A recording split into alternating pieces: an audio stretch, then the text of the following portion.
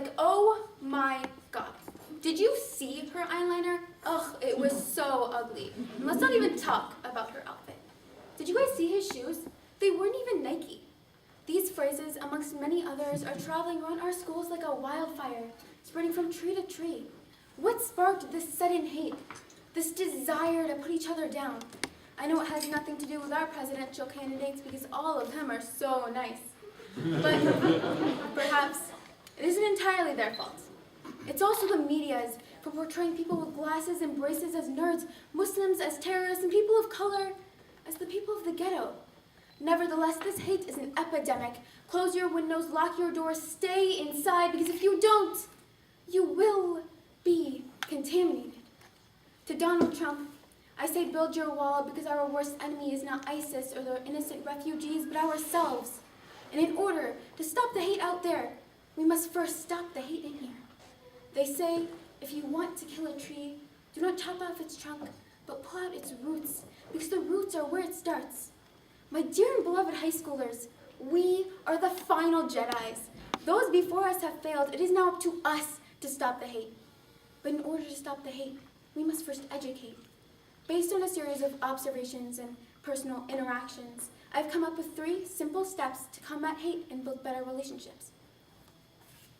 The first step in combating hate and building better relationships is to be kind. Now I know this seems obvious, but truth be told, kindness is the key to a healthy relationship. With relationships comes the unity of all types of people. At school, we see multiple different people with different cultures, religions, and ethnicities. Take me, for example. I'm a Muslim and a Pakistani American. The media portrays me as an America-hating terrorist. Now, my peers could either believe what the media is telling them and hate me, or they could be sympathetic and be kind towards me. Another example is the hallways at school. You know, the ones where everyone looks like they want to kill each other. Imagine what would happen if instead of wearing frowns, they wore smiles. Kindness is crucial in order to combat hate. Without this opposing force, hate would overpower, making the way we see the world one elongated episode of Gotham where the killing of innocent civilians is normal.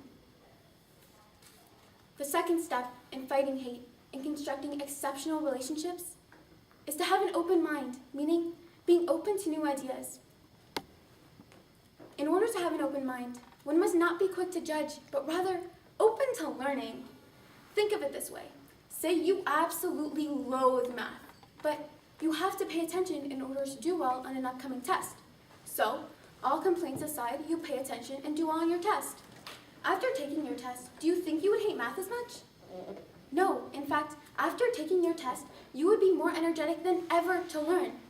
Similarly, if a person or group of people are talking to you about an idea or belief they hold, allow them to completely and thoroughly explain their point of view before you judge or zone out of the conversation. Doing this, not only will you build better relationships, but you will become more aware of many issues you weren't previously exposed to. Becoming open-minded threatens hate and makes hate feel small and unappreciated. When one becomes open-minded, they not only become sympathetic, but empathetic to a various amount of issues. This then results in that person to be more outspoken and or comfortable dealing with the hate around them. Becoming open-minded allows for one to deal with hate in a form which ultimately brings peace, such as a debate, creating a YouTube video, or even making a poster. The last and possibly the most important step in combating hate and building better relationships is to be yourself. Now, I know this seems like something your first grade teacher probably told you, but being yourself, knowing yourself is the greatest power you have. Knowing your strengths, weaknesses, and even your favorite color, knowing it all is the most effective weapon you can use to fight hate. So the next time someone puts you down because your eyeliner is not even, or your clothes don't match, or even that you're wearing the wrong brand of shoe, you tell them. You like your eyeliner the way it is. You like your clothes the way they are. You tell them you like this brand of shoe. And once you do that, they will realize you are a force to be reckoned with. Once you know yourself, you will be able to overcome any adversity you are facing. And not only will you stop the hate, my dear Jedi, you will make friends, make relationships with those who are also struggling, or those who overcame their struggles. In conclusion, we are living in a time where hate is the only thing we see. We are living in a time where hate is spreading, where hating one another is the new social norm. My fellow high schoolers, my fellow Jedis, once you have completed these 3 steps, spread the knowledge and stop the hate. Thank you.